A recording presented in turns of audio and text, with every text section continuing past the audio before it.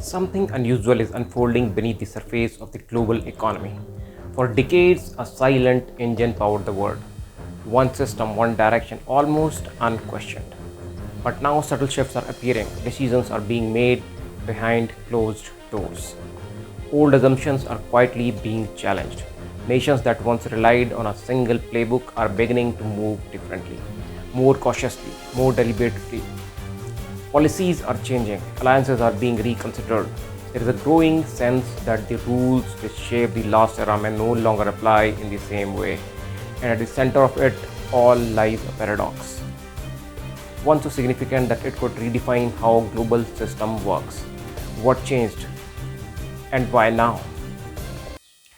The world is changing and fast. For decades, globalization meant one thing: China produces, the world consumes. But today, that model is under pressure.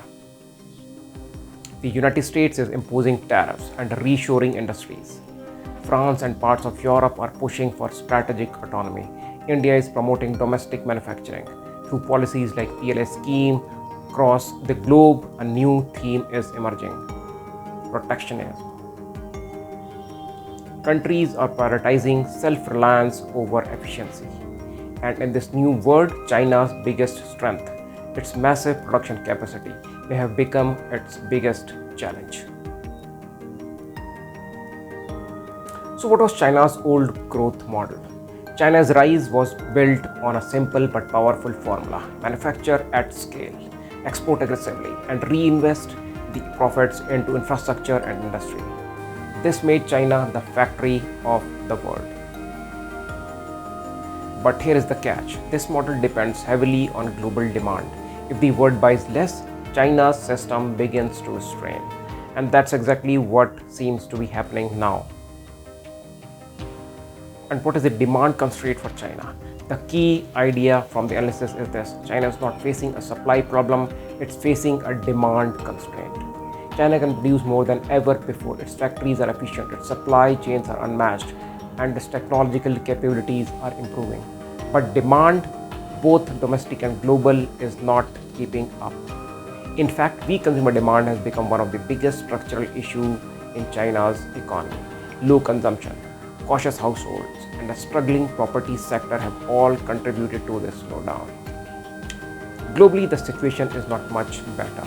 As countries turn inward and protect domestic industries, the appetite for Chinese exports is becoming more limited.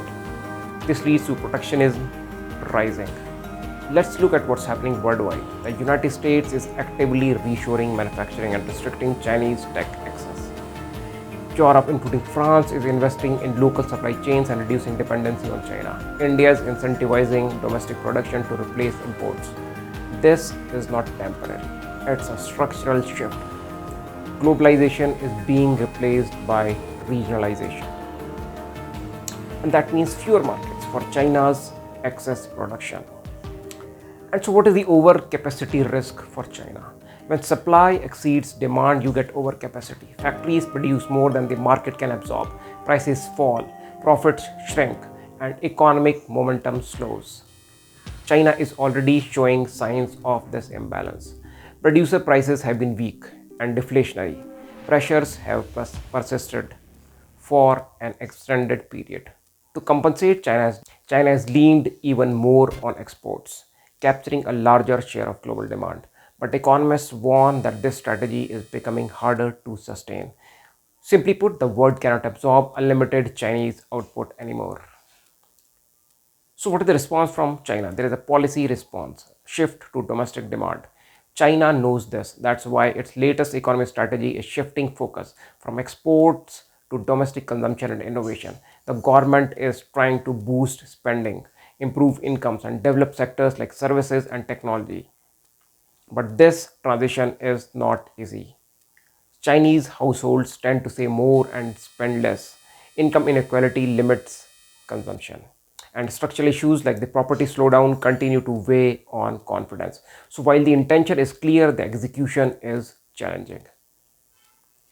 So what are the strategic implications for China? This demand constraint has huge implications. China's growth will likely slow down, and we are already seeing lower growth targets around 4.5 to 5%. Global trade patterns will shift with more localized supply chains. Emerging economies like India could benefit as companies diversify manufacturing.